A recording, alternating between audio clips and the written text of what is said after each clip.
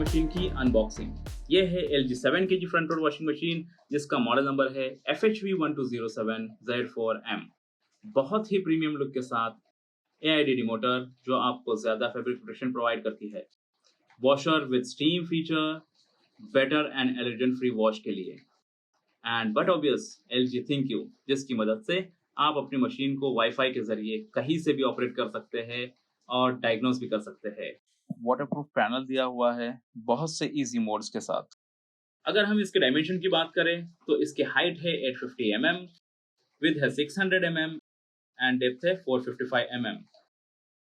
6 motion direct drive technology दी हुई है जिससे आपको ज्यादा अच्छी वॉशिंग क्वालिटी मिलती है। स्टेनलेस स्टील ड्रम और डबल लेयर टफन ग्लास जो इसकी लुक को और भी अच्छा बना देता है। तो आज की वीडियो में इतना ही। अगली वीडियो में फिर कुछ नया लेकर हाजिर होंगे।